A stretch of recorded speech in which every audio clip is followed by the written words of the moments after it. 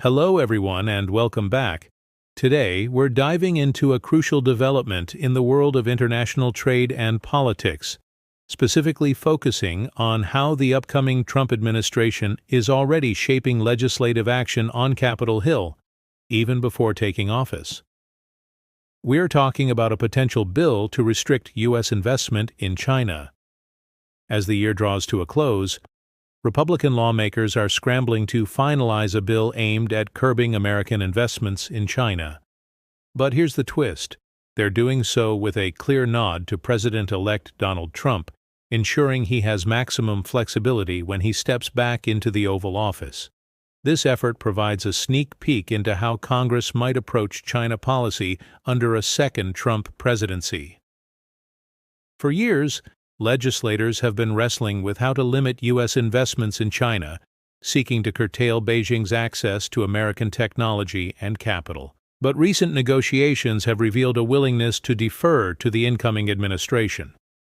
Senator John Cornyn of Texas, a Republican, has noted that the current measure aligns with Trump's long-standing advocacy. This situation highlights how Trump, even implicitly, is already influencing congressional business. More than a month before his inauguration, Trump's allies in Congress are ensuring that final legislative actions don't hinder his future agenda.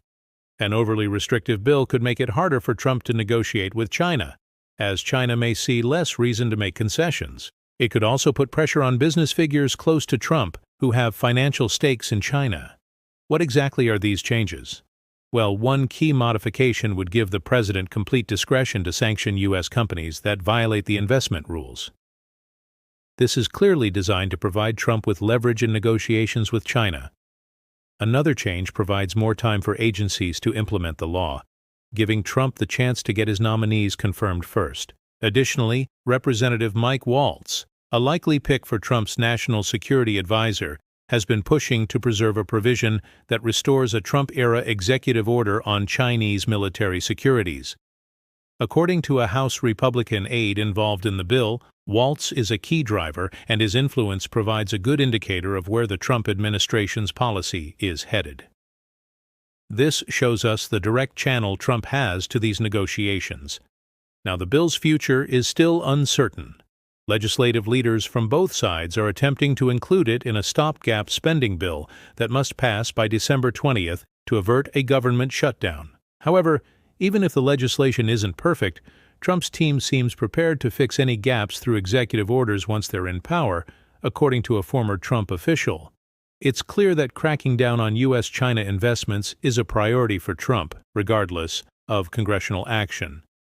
Interestingly, the flexibility being built into the bill also benefits financial institutions and tech firms with interests in the Chinese market. An industry representative noted that they've been concerned about rigid regulations, and they've worked with lawmakers to address those concerns. Behind the scenes, efforts to find common ground on this issue involved bridging a divide within the House, with different committees favoring different approaches.